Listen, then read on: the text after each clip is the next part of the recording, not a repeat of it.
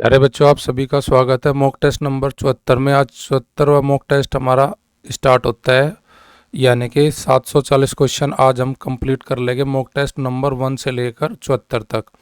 Per day mock में लगाते हैं हम 10 क्वेश्चन। 100 मॉक टेस्ट लगाने 1000% की हम प्रैक्टिस के लिए आपके लिए यूपी पुलिस कांस्टेबल का जो एग्ज़ाम आपका जून 2026 में प्रस्तावित है उसको मद्देनज़र ये 100 मॉक टेस्ट लगा रही है। और ये टोटल हमारे 100 मॉक टेस्ट आपके 28 मई 2026 को कंप्लीट हो जाएंगे। आपके पास उसके बाद 10 दिन बचेंगे एग्ज़ाम के, उसके लिए भी हम रणनीति लेकर आएंगे अगले लास्ट के 10 दिन के लिए भी। तो ये पूरे 100 मॉक टेस्ट आपके लिए इतने ज़्यादा बेनिफिट हो गए कि आप जब एग्ज़ाम दे आओगे तो आप कमेंट जरूर करके कहना कि देखना कि उसी लेवल के क्वेश्चन आपको बहुत ज़्यादा डायरेक्टली इनडायरेक्टली आपको मिले। तो स्टार्ट करते हैं। पहला क्वेश्चन देखते हैं आज का। पहला क्वेश्चन हमें दिया है कि एक त्रिभुज की रचना करने के लिए संभव भुजाएं। देखो, त्रिभुज का एक कॉन्सेप्ट होता है हमारे पास, आपने पढ़ा होगा कि दो छोटी भुजाओं का योग 3 भुजा होती है। जैसे हमारे पास ये त्रिभुज है भाई, ए बी और सी। अगर सपोज करो ये दो भुजा का जोड़, ये दो छोटी भुजा का जोड़ होना चाहिए बड़ा किससे, तीसरी भुजा के, बड़ी वाली भुजा के से दो छोटी भुजाओं का योग बड़ा होना चाहिए। ये रूल होता है जब हम कोई त्रिभुज को हम बनाते हैं। तो त्रिभुज का कंस्ट्रक्शन करने के लिए कहते हैं कि दो भुजाओं का योग तीसरी बड़ी भुजा से अधिक होना चाहिए। अगर हम पहले ऑप्शन देखें, दो छोटी भुजा का जोड़ 3 और 3 6, 6 के बराबर होगा, अधिक नहीं होगा, तो पहली ऑप्शन तो हमारी त्रिभुज बनाने के लिए संभव भुजा नहीं हो सकती। इसी प्रकार अगर हम देखते हैं दो छोटी भुजा, या 4.6 दिया है, यहाँ पे 5.9 दिया, तो इनका जोड़ करते हैं 5.9 प्लस 4.6, इनका जोड़ आ जाएगा 9 6 15, यानी कि ये आ जाएगा 10.5। क्या ये 6.3 से अधिक है? क्या 6.3 से अधिक है? बिल्कुल अधिक है जी, बड़ी वाली भुजा से अधिक है। तो यानी कि ऑप्शन हमारी बी राइट हो जाएगी, यानी कि बी से हम जो माप दी गई है उनसे एक त्रिभुज की रचना कर सकते हैं। अगर हम दूसरा देखें, यहाँ पे आपका 1 सेंटीमीटर में कितने मिले होते हैं, ये तो हमारा जोड़ करेंगे तो ये तो फिर ज़्यादा हो जाएगा। देखिए कितना, 65 और जी आपका 39। अगर हम जोड़ते हैं 5 और 4, 104। 104 तो बड़ा नहीं होने का, 105 से छोटा रह जाएगा, तो ऑप्शन तीसरी भी कैंसिल। अब यहाँ पे अगर हम जोड़े 5.3 को और 3.8 को, यहाँ पे ये भी कम रह जाएगा। देखिए जोड़ के 5 8 8 8, यानी कि ये जोड़ भी कम रह जाएगा 92 से। तो यानी कि संभव जो हो सकता है वो हो सकता है ऑप्शन बी से, कि दो छोटी भुजाओं का योग अधिक होना चाहिए तीसरी वाली से। ये आरोही क्रम में व्यवस्थित कीजिए। ऐसे प्रश्नों को बनाने के लिए आपको क्या करना चाहिए कि यहाँ पे जैसे स्क्वायर रूट है, ये क्यूब रूट है, ये 4 का रूट है, तो इन सब का यानी कि 2 3 जो रूट दिए हुए हैं उन सभी की संख्या को एलसीएम ले लेते हैं, यानी कि 2 3 4 का एलसीएम आ जाएगा 12, और 12 को पहले 2 से भाग करेंगे, तो 2 से भाग करेंगे तो आ जाएगा 6, यानी कि 3 की पावर 6, और जी 4 की पावर हो जाएगा, जब 3 से डिवाइड करेंगे 12 को, ये हो जाएगा 4, तो 4 की पावर 4, और 5 अगर हम भाग करेंगे 12 को 4 से, 4 तिया 12, तो ये हो जाएगा 5 की पावर 3। तो यहाँ 3 की पावर 6 का मतलब 3 तिया 9 ती 27 तिया 81, 81 तिया 243, 243 तिया 729, और 4 की 4 में गुना करेंगे, 4 चौक 16, 16 चौका 64, 64 चौका 256, और जी 5 की पावर 3 का मतलब हो जाएगा 125। तो आरोही क्रम में लगाना नहीं कि बढ़ते क्रम में, तो पहला 5 फिर 4 फिर 3, ये दिया है मुझे ऑप्शन तीसरी में। क्वेश्चन नंबर 3, पंचभुज के अंतःकोणों का योग निकालना। अंतःकोणों का अगर आपको योग निकालना है तो उसका सीधा सा फार्मूला ये है हमारा निकालने का, n-2 गुना 180। बहुभुज के अंतःकोणों का योग निकालने का हमारे पास ये फॉर्मूला है। यहाँ पे पंचभुज है तो n का मान 5 हो जाएगा, 5 में से 2 घटाएंगे तो हमारे पास आ जाएगा 3, और 3 की गुना करेंगे 180 में, तो 180 दिया हो जाएगा जी आपके पास 540, यानी कि अंतः कोणों का योग आ जाएगा पचभुज के 540, और 540 का ऑप्शन मेरे पास ऑप्शन बी दी गई है। क्वेश्चन नंबर 4, 5 सेंटीमीटर बाजू वाले घन के सभी फलकों को पर रंग लगाया गया है। अब ये कह रहा है उसे 1 सेंटीमीटर घन सेंटीमीटर वाले घनों में काट दिया गया है। तो 1 सेंटीमीटर घन सेंटीमीटर भुजा वाले कितने ऐसे घन होंगे जिनका केवल एक फलक पर रंग होगा, केवल एक फलक पर रंग होगा। तो पहले तो हम देखेंगे बड़े वाला जो है उसको भाग करेंगे छोटे वाले से। टोटल यहाँ पे मेरे पास कितना मान आएगा जी, टोटल ऐसे हम कितने काट सके जी 5, तो यानी कि n का मान मेरे पास आ जाएगा 5। और यहाँ पे जहाँ एक सतह का मुझे निकालना तो उसके लिए मेरे पास एक सूत्र होता है। अगर मैं सूत्र देखूँ कि मेरा वो सूत्र किससे बनता है भाई, जहाँ पे ऐसे क्वेश्चन बनते हैं भाई 5 फलक वाला 2 फलक वाला, ऐसे क्वेश्चन बनाने के लिए सबसे पहले हमारे पास एक सूत्र होता है। उस सूत्र की हम भी आप पे अगर हम चले गए तो हम क्वेश्चन को जल्दी निकाल लेंगे। अगर सोल्व करने की प्रयास करेंगे तो फिर ज़्यादा लंबा बन जाएगा। तो यहाँ पे सीधा सूत्र लगाते हैं जो एक सतह फलक रंगा हो 6 इंटू n-2 का जी होल स्क्वायर। अब यहाँ पे मेरा इससे एक भुजा वाले जो फलक है, एक फलक वाला रंग कितने रंगे हो गए उसकी वैल्यू आ जाएगी केवल एक फलक वाले पर कितने पर रंग लगा है।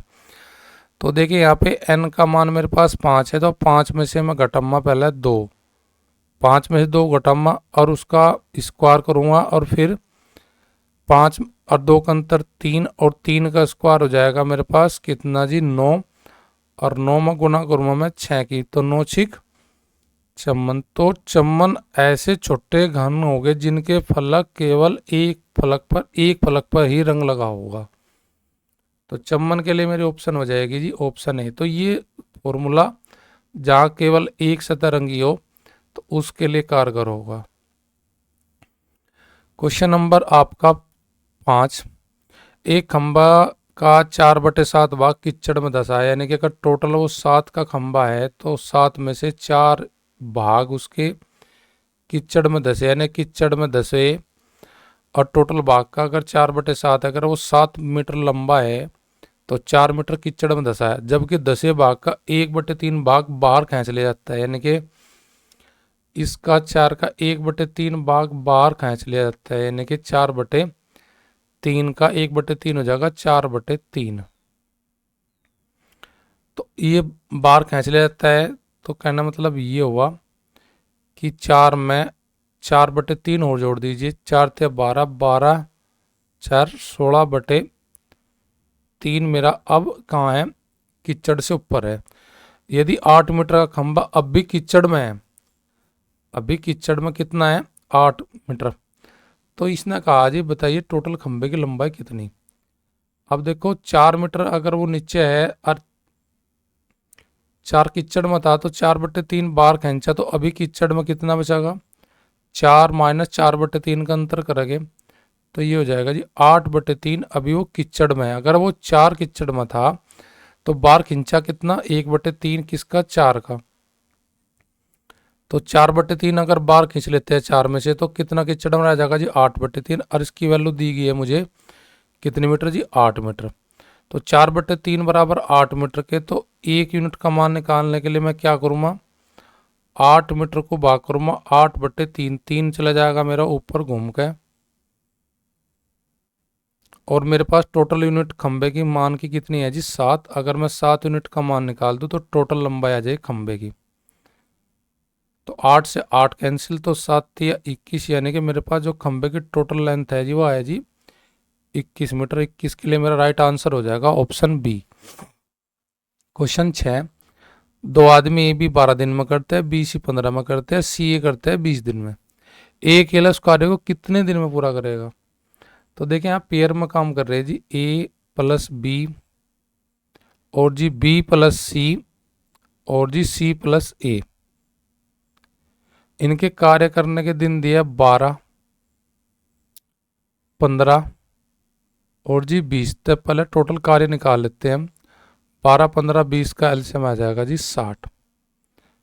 और 60 को अगर हम 12, 15 और 20 से भाग करेंगे तो एक दिन का कार्य आ जाएगा। ए बी का 5 करते हैं, बी सी करता है कितना एक दिन में पेयर काम 4, और सी का करता है जी 20 या 60। अगर मैं यहाँ पे दो दो के पेयर में काम करवा रहा तो यहाँ पे अगर मैं जोड़ूंगा तो ए भी 2 बार जुड़ेगा, और जी बी भी 2 बार जुड़ेगा, और सी भी 2 बार जुड़ेगा, यानी कि 2 बार जुड़ेंगे। तो यानी कि 2 मैं यहाँ कॉमन ले लेता हूँ, तो मेरे पास आ जाएगा 2 इंटू ए प्लस बी प्लस सी बराबर किसके जी 5 और 4 9 9 3 12। यानी कि अगर मैं 6 2 से भाग करूँगा 12 को तो 6 मुझे प्राप्त होगा, 6 का मान होगा। यानी कि तीनों आदमी मिलकर एक दिन में कितना काम करते हैं जी 6 काम। अब एक किले का पूछा उसने, एक किले का कितने दिन में करेगा। तो अगर मैं यहाँ बी सी का एक दिन का काम देख लूँ, बी सी का काम है एक दिन का 4, बी सी का काम है एक दिन का 4। तो अगर मैं 6 में से 4 घटा लूँ तो किसका काम आ जाएगा एक दिन का, ए का। तो 6 में से 4 का अंतर लूँगा तो मेरे पास आ जाएगा जी अंतर 2 का। और ये 2 जो मान होगा एक दिन के कार्य की भी यूनिट आओगी किसकी, ए की। अगर मैं टोटल काम 60 का 60 काम किस में कराता हूँ, ए पे, तो ये काम ए टोटल अकेला कितने दिन में करता जी 60 को मैं भाग करूँगा जी 2 से, और 2 से भाग करने बाद मैं कहूँगा जी ए अकेला इस कार्य को कितने दिन में फिनिश करता जी 30 दिन में। 30 के लिए मेरे पास ऑप्शन है जी ऑप्शन सी। क्वेश्चन 7, भिन्नों में मुझे एचसीएफ निकालना। तो एचसीएफ निकालने के लिए क्या है, भिन्नों में अगर एचसीएफ निकालना तो अंश का एचसीएफ निकलेगा, हर का निकलेगा एलसीएम। तो पहले अंश का हम एचसीएफ निकाल लेते हैं। एचसीएफ मेरे पास हो जाएगा कितना 7 14 और 21। यहाँ पे अगर मैं 21 को भाग करता हूँ 14 से 7 आता है, 7 फिर 14 को भाग कर देगा, यानी कि सीधा सीधा मुझे दिख रहा है इजिली इन तीनों संख्याओं को भाग करने वाली जो संख्या होगी वह होगी जी 7। और 7 के लिए मेरे पास ऑप्शन अंश के लिए केवल ऑप्शन ए में है, तो मेरा राइट आंसर हो जाएगा ऑप्शन ए। क्वेश्चन नंबर 8, एक वर्ग और एक समबाहु त्रिभुज की एक भुजा उभयनिष्ठ है, कॉमन है। यदि त्रिभुज की एक भुजा 4/3 सेंटीमीटर लंबी है तो इस आकृति का परिमाप बताना। देखो जी ये मेरे पास समबाहु त्रिभुज है, समबाहु त्रिभुज और वर्ग यानी कि जिसकी चारों भुजा बराबर हो, और यहाँ पे समबाहु त्रिभुज भी है यानी उभयनिष्ठ है ये एक या। तो यानी कहने का मीन्स ये हुआ जो भुजा का मान मेरा वर्ग का है वो ही त्रिभुज का होगा। त्रिभुज की एक भुजा की माप दी है मेरे पास कितने जी 4/3 सेंटीमीटर, 4/3 सेंटीमीटर, 4/3 सेंटीमीटर मेरी हो जाएगी फिर वर्ग की भी भुजा का मान, क्योंकि वर्ग की कॉमन है एक भुजा। तो कहने का मीन्स ये हुआ कि वर्ग की और समबाहु त्रिभुज की माप जो है भुजा की इक्वल होगी। तो मुझे निकालना परिमाप। परिमाप का मतलब यानी कि वर्ग की 3 भुजा, यानी कि 3 भुजा 3 जुड़ेगी है, और 2 भुजा किसकी आपकी त्रिभुज की। 3 भुजा तो हो जाएगी वर्ग की, 3 भुजा तो हो जाएगी वर्ग की, और जी प्लस 2 भुजा हो जाएगी मेरे पास त्रिभुज की, त्रिभुज की। तो यहाँ पे मेरे पास टोटल भुजा कितनी जुड़ेगी जी 5। तो 5 भुजा अगर मैं जोड़ देता हूँ 5 भुजा तो मेरा परिमाप आ जाएगा। एक भुजा की माप मेरी कितनी है 4/3 और गुना 5, तो ये हो जाएगा 5 चौक 20, 20/3, 20/3 का मतलब हो जाएगा 6 से ही 2/3 सेंटीमीटर। 6 से 2/3 के लिए मेरे पास ऑप्शन है जी ऑप्शन ए।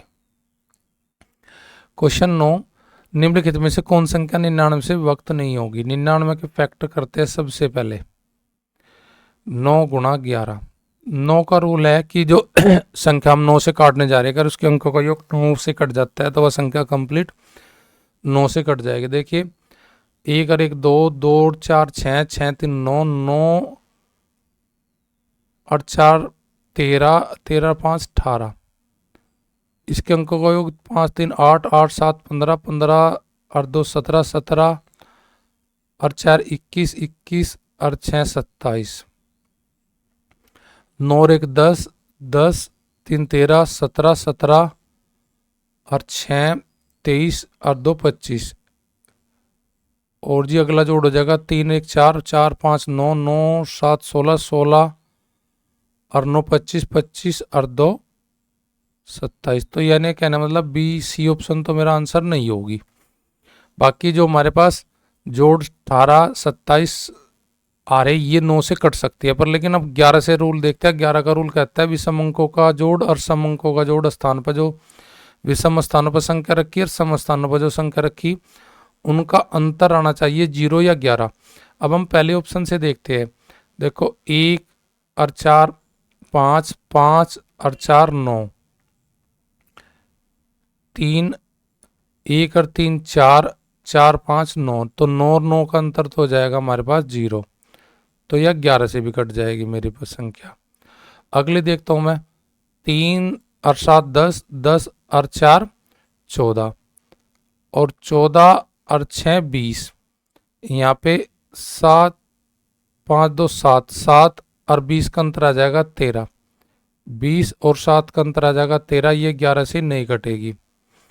इसी प्रकार 4 1 और 5 6, 6 और 9 15।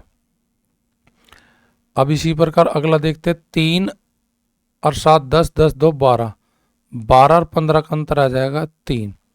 तो कहना मीन्स ये हुआ कि मेरी ऑप्शन ना तो बी कटेगी 11 से ना डी कटेगी, तो कटेगी 9 11 से, दोनों संख्या जो से कटेगी 9 11 से, वो ऑप्शन ए कटेगी। ए ही मेरे में राइट आंसर हो जाएगा क्वेश्चन 9 के लिए।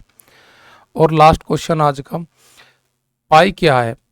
पाई परिमेय संख्या है, पूर्णांक है, अभाज्य संख्या है या आपके अपरिमेय। देखिए इन प्रश्नों में पूर्णांक तो पाई नहीं है, ना ही है अभाज्य संख्या, ये दो ऑप्शन तो हमारी नहीं होने की। अब परिमेय अपरिमेय हमारी संख्या में से एक आंसर होगा। देखिए अगर पाई का सिंबल आता है, ध्यान देना, पाई का अगर सिंबल आता है तो वह संख्या होगी जी अपरिमेय। पाई का सिंबल तो होता है अपरिमेय, पाई का सिंबल अपरिमेय। अगर होता यहाँ मान 22/7, अगर 22/7 होता तो फिर इसका आंसर होता जी परिमेय संख्या। तो जहां पाई का सिंबल दिया हो तो ध्यान देना क्वेश्चन में वहां हमेशा लिखेंगे हम अपरिमेय, इरेशनल नंबर। इरेशनल नंबर वे होते हैं जो P/Q के फॉर्मेट में नहीं लिखे जा सकते। तो यहाँ पाई का सिंबल दिया है, इसमें बच्चे मिस्टेक क्या करते हैं, 22/7 पाई का मान लेकर परिमेय मार देते हैं। नहीं, पाई का सिंबल आएगा अपरिमेय, इस बात का ध्यान रखना।